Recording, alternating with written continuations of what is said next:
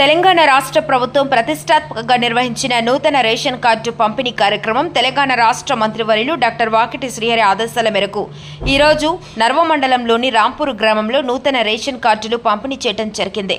ఈ కార్యక్రమంలో DCC general secretary నాగన్నగారి శ్రీనివాసరెడ్డి, పంచాయతీ కార్యదర్శి భట్టుమూర్తి, మండల రెవెన్యూ అధికారులు, మాజీ సర్పంచ్ గౌస్మియా, రామచంద్రారెడ్డి, కొనింటి కురుమన్న, బొమ్మ రవీందర్రెడ్డి, బస్వరాజు, బాబు మియా, లింగారెడ్డి, బొమ్మ బాలరెడ్డి, బొంబాయి అంజన్న, జైపాల్ గౌడ్, కుర్వ బాలప్ప, చిన్న అంజన్న, డీలర్ రాములు, తెలుగు కొండప్ప, చాకలి చంద్రప్ప, తెలుగు చెన్నకేశవులు మరియు లబ్ధిదారులు, మహిళలు, గ్రామ ప్రజలు పాల్గొనడం జరిగింది.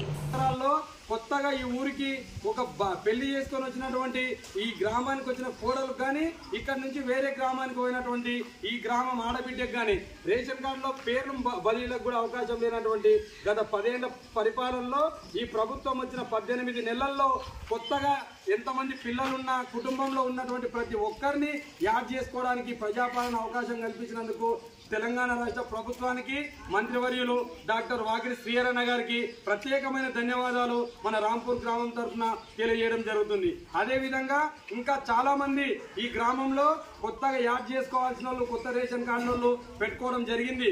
వాళ్ళందరికీ కూడా ఖచ్చితంగా ప్రతి ఒక్కరికి రేషన్ కార్డు వస్తుంది. ఎవరు అధైర్యపడాల్సిన అవసరం లేదు. ఇవి దాదాపు ఒక 3 రోజుల కిందివి.